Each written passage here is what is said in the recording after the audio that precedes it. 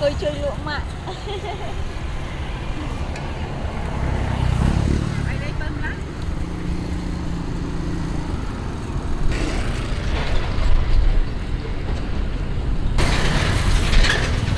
Bạn đặt con rồi. Đây giống cháy thanh thôi vậy. Bơi ra nha. Đi tập ăn chui.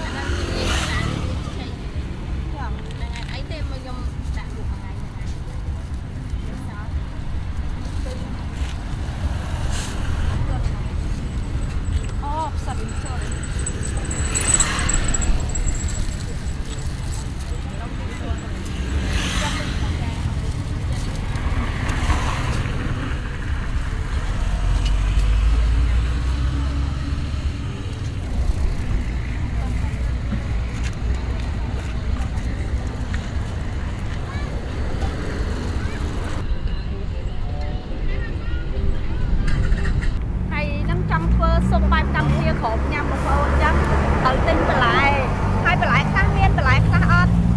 ớt cho ăn thì ní vô mặt con nhưng thầy làm dài bỏ kia như giờ đi mùi phơ mùi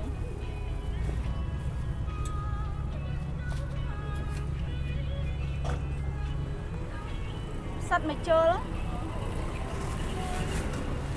hay nó bỏ hạt tiền giờ ní mạnh tịnh đi vậy trang sống nó cái do này cha do nặng mình châm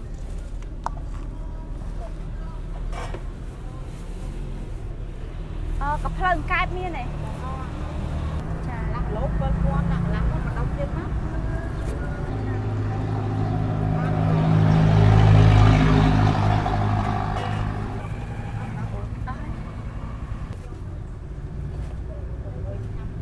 mà mơn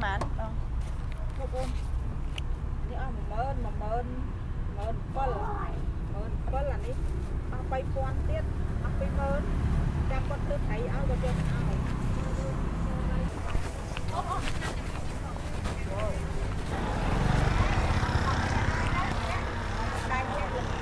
và lại ní ngao sộp bỏ sang đi bay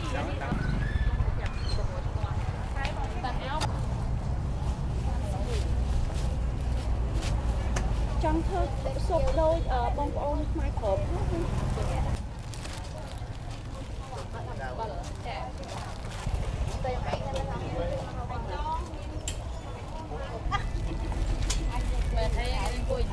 bò mà nói mai cũng nghiêng không bò cha này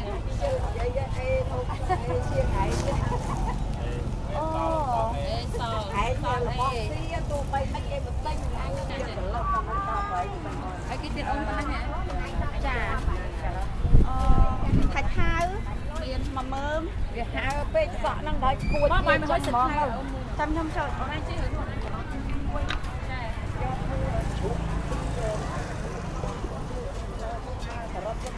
cha ông nè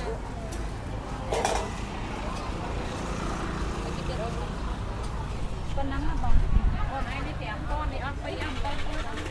con hàng lấy anh đi lại vì ai kia lái này quay cái máy nghe này bông quay cái máy có óc vậy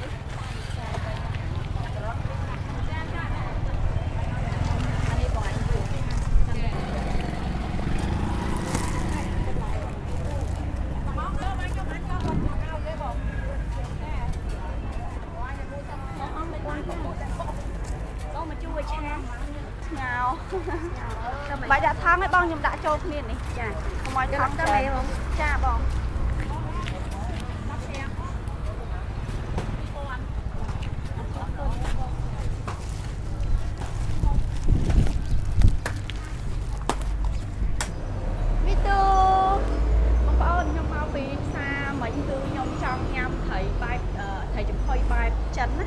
tới tinh hộp hay tinh trở này máu nhưng cho lại cái xây nhằm bánh chả nữa lớp một lượng bánh chả nữa មា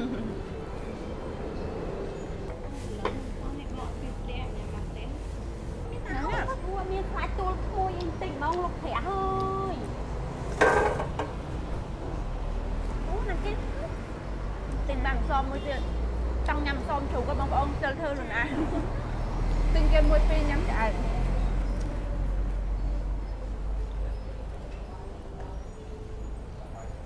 បានជានឹកបាត់ឆ្ងាញ់សួស្តីបងប្អូនទាំងអស់គ្នាថ្ងៃនេះនៅឃើញចង់ញ៉ាំនំបញ្ចុកទឹកស៊ុបបែបខ្មែរកម្ពុជាក្រោមក៏នៅឃើញធ្វើហើយក៏ចង់ធ្វើវីដេអូដើម្បីចែករំលែកដល់បងប្អូនទាំងអស់គ្នាផងដែរពីមុនគឺខ្ញុំធ្លាប់តែបង្ហាញបងប្អូនទាំងអស់គ្នាពីទឹកស៊ុបដែលញ៉ាំជាមួយនំបញ្ចុកតែអត់បានបង្ហាញពីវិធីធ្វើហើយថ្ងៃនេះខ្ញុំចង់ធ្វើខ្លួនឯងចង់បង្ហាញបងប្អូនទាំងអស់គ្នាអំពីទឹកស៊ុបបែបខ្មែរកម្ពុជាក្រោមហើយថ្ងៃហ្នឹងគឺខ្ញុំមានត្រីឡាប់យ៉ាមួយនេះយើងសម្រាប់យើងដាក់ឲ្យមានជាតិហើយត្រីយើងស្ងោរឲ្យឆ្អិនដួសចេញក្រៅវិញចាហើយខ្ញុំក៏ត្រូវមានប្រហិតចាប្រហិតគោនិងប្រហិតសាច់ត្រីហើយយើងមានទឹកដូងសម្រាប់ដាក់ក្នុងស៊ុបយើងមាននំបញ្ចុកហើយមានម្នាស់មានប៉េងប៉ោះមានថាច់ថាវមានបន្លែដែលយើងត្រូវផ្ទាប់ជាមួយចាហើយបន្លែគឺនៅមានផ្សេងទៀតនៅនាងខ្ញុំគឺអត់មានណាបងប្អូនអញ្ចឹងគឺខ្ញុំដាក់ខ្លះតាមធម្មតាគឺខ្ញុំពេលដែលខ្ញុំទៅកម្ពុជាក្រោមគឺខ្ញុំចូលចិត្តថាបងប្អូនទឹកស៊ុបញ៉ាំជាមួយនំបញ្ចុកនេះណាដូចនៅខ្មែរយើងញ៉ាំបែបនំបញ្ចុកជាមួយនឹងស្លការីស្លខ្មែរចាហើយនៅបងប្អូនកម្ពុជាក្រោមវិញគាត់ញ៉ាំបែបជាទឹកស៊ុបជាមួយនឹងនំបញ្ចុកវិញប៉ុន្តែយើងមានទឹកត្រីបុកជាលក់ខាងក្រៅអូខេឥឡូវនេះចាំតាមដានទស្សនាជាមួយនឹងខ្ញុំទាំងអស់គ្នាពីវិធីធ្វើទឹកស៊ុបញ៉ាំជាមួយនំបញ្ចុកចាបងប្អូនមុនដំបូងគេគឺយើងត្រូវដាក់ដាំទឹកឲ្យវាឡើងពុះសិនហើយយើងចាំងាកទៅធ្វើបន្លែនិងធ្វើត្រីដើម្បីយកមកដាក់នៅក្នុងទឹកស៊ុបសម្រាប់បន្លែស៊ុបនេះគឺនៅមានកាផ្លូវកែបមួយទៀតតែខ្ញុំអត់ទាន់បានទិញចាខ្ញុំនឹងទៅទិញបន្ថែមហើយនេះគឺបន្លែដែរដែលយើងត្រូវដាក់ក្នុងស៊ុបចាស្ពៃខ្មៅទៅយងចេកហើយនេះបងប្អូនខ្ញុំអត់មានដើមដែលមីងខ្ញុំគាត់និយាយដើមកប៉ោតហ្នឹងណាវាស្ពោតហើយវាវែងបងប្អូនហើយខ្ញុំអត់មានទេនៅខាងខ្ញុំនេះកម្រមានណាខ្ញុំធ្លាប់ដើរឃើញម្ដងអញ្ចឹងគឺខ្ញុំយកអានេះមកជំនួសវិញខ្ញុំសកវាហើយខ្ញុំច្របាច់លាងទឹកវាឲ្យវាឡើងទន់ចាំយើងដាក់នៅក្នុងស៊ុបញ៉ាំចាព្រោះវាស្រៀងគ្នាវាស្ពោតដូចគ្នាឥឡូវខ្ញុំត្រូវការសកវាសិនណា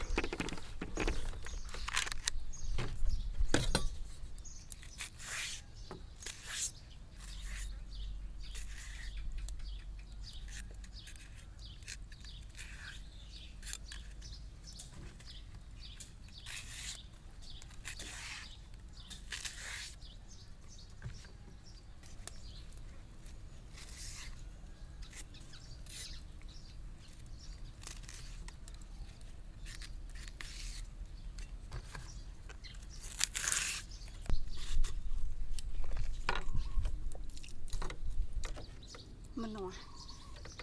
ឥឡូវខ្ញុំលាងបន្លែខ្លះសិនតាមធម្មតាស្ពៃកញ្ញាញនេះនៅខាងខ្ញុំគឺយកមកស្លម្ជូរហើយនៅខាងបងប្អូននេះខ្ញុំគាត់យកទៅធ្វើជាស្ងោរចាបន្លែស្ងោរដូចជាបន្លែស៊ុបសម្រាប់សត្វនេះវិញដាក់ជាមួយក្នុងស៊ុបគឺឆ្ងាញ់ខ្លាំងមែនតើសម្រាប់ខ្ញុំគឺខ្ញុំចូលចិត្តហើយយើងបេះវាតិចណា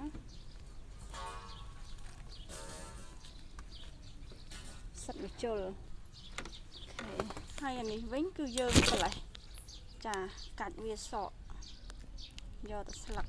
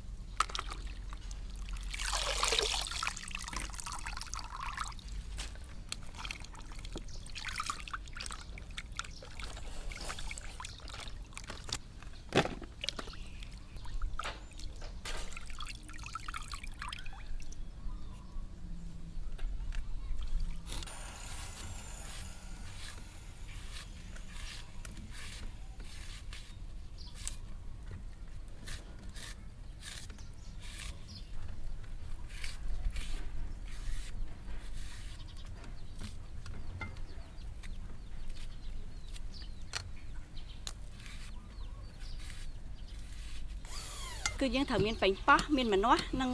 ថាច់ថាវហើយយើងអាចថែមការ៉ុតទៀតចា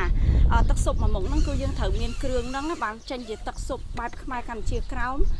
ញ៉ាំជាមួយនឹងបញ្ចុកបានចាហើយសម្រាប់ប៉េងប៉ោះវិញគឺយើងត្រូវគេច្រាមវាឲ្យម៉ត់ជាមួយនឹង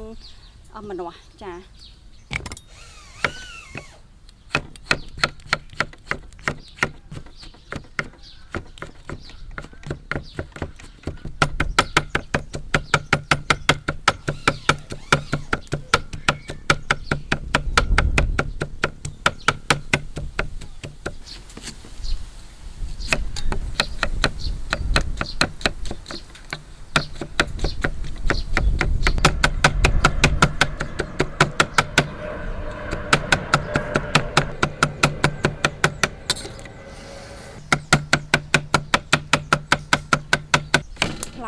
ហើយនេះគឺយើងដាក់វាដុំយើងយកជាតិវាឲ្យវាទឹកស៊ុបឡើងផ្អែមឆ្ងាញ់ចាធ្វើជាបន្លែហើយដូចជាប៉េងប៉ោះហើយនិងម្នាស់ក៏យើងត្រូវចាក់ចូលក្នុងស៊ុបដែរដើម្បីឲ្យទឹកស៊ុបយើងផ្អែមហើយមានក្លិនឈ្ងុយ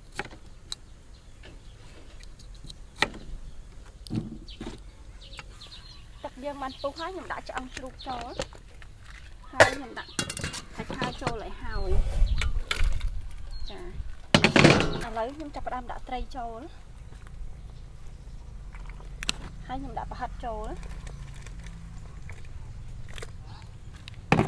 ម្នាស់ហើយប៉េងប៉ោះយើងទុកឲ្យវាពុះឆ្អិនល្អសិនត្រីវិញគ្រាន់តែឆ្អិនគឺយើងត្រូវលើកចេញឲ្យដាក់ក្នុងហ្នឹងឲ្យវាខ្លាយបាយសាច់ចាឥឡូវខ្ញុំគ្របទុកខ្ញុំដាក់ម្សៅស៊ុបចូលអំបិលប៊ីចេងខ្ញុំអត់ទាន់ប្រើស្ករទេបងប្អូននៃសារម្នាស់ហើយប៉េងប៉ោះយើងមានរសជាតិជូរផ្អែមអញ្ចឹងទៅគឺយើងយកជាតិផ្អែមចេញពីផ្លែឈើវិញហើយពេលដែលវាឆ្អិនហើយយើងភ្លក់ទៅតាមរសជាតិដែលយើងចង់បានយើងអាចលើកចេញយកមកដាក់លើហ្គាសញ៉ាំបានកំឡុងពេលដែលយើងទុកឲ្យទឹកស៊ុបយើងឡើងពុះមានជាតិយើងងាកមកធ្វើទឹកជ្រលក់ដែលយើងទុកស្រូបពីក្រៅវិញខ្ញុំមានខ្ទឹមសមានម្ទេសចាយើងច្រាមវាឲ្យម៉ត់មក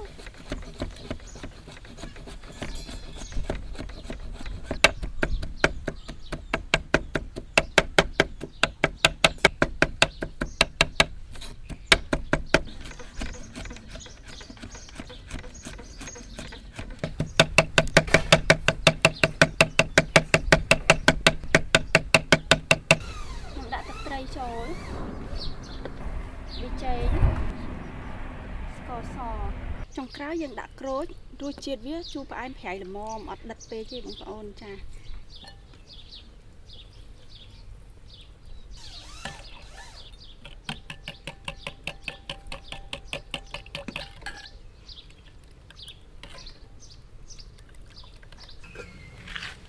វ៉ាវ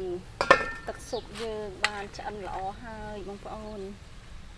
មុននឹងខ្ញុំចាក់ទឹកដូងចូលខ្ញុំសូមដួសត្រីចេញសិនដោយសារខ្លាចបាយសាច់ត្រីយើងពេលយើងកូរចុះកូរឡើង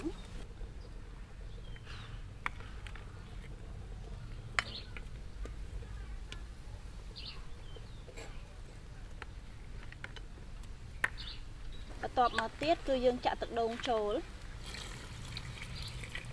ថាធ្វើតិចទេបងប្អូនណាចាក់ចុះចាក់ឡើងច្រើនចាប្រហិតបន្លែ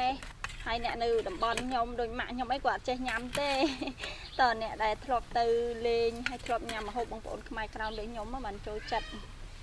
អូខេយើងទុកឲ្យពុះទៀត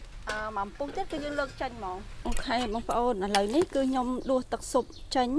ដាក់ចូលឆ្នាំងមួយល្មមដែលយើងញ៉ាំម្នាក់ឯងចា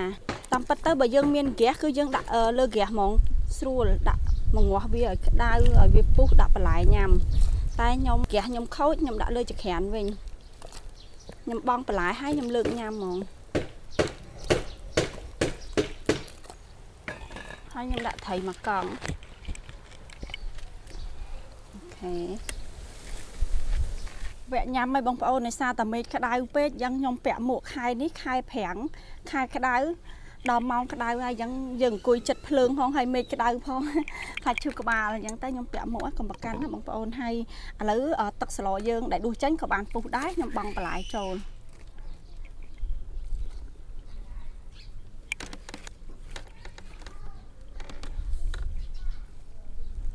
តែវាពុះទៅវាទ្រោមចូលទៅខាងក្នុងហើយ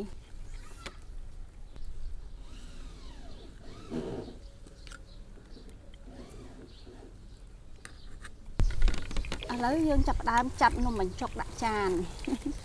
ចាដាក់មកល្មមសិនញ៉ាំអស់ចាំថែមទៀតទឹកស្លយើងបានពុះហើយយើងចាប់ផ្ដើមដួសដាក់ចានមកដួសទាំងបន្លែទាំងអីមកចាវ៉ាវចូលចិត្តណាស់បងប្អូនខ្ញុំតែមួយចាននេះនឹងលេងញ៉ាំអស់អត់ចាំមើលអូខេតបមកទៀតគឺបងប្អូនយើងគឺញ៉ាំបែបនេះហើយថែមទឹកត្រីបុកស្រួយពីលើចូលរួមភ្លក់ជាមួយនឹងខ្ញុំបងប្អូនចាប់នំបញ្ចុកចាញ់សិនជាប់ដៃអូខេ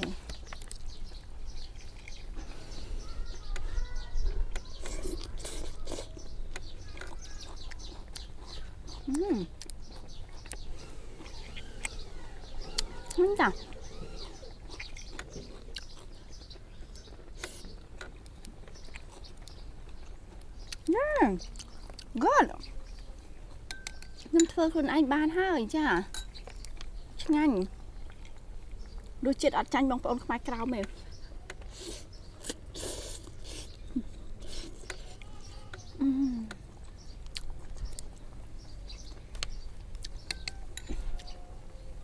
គោតណាស់ឆ្ងាញ់មែនតើ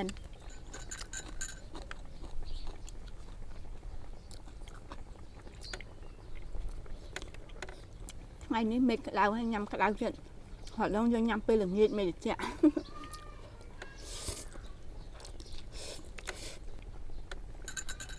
ឆ្ងាញ់សាមញ្ញតែឆ្ងាញ់មែនតើ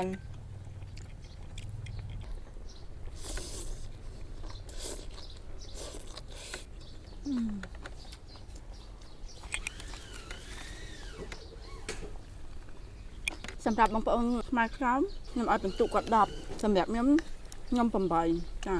អាចនឹងក្រុមគាត់បន្តិច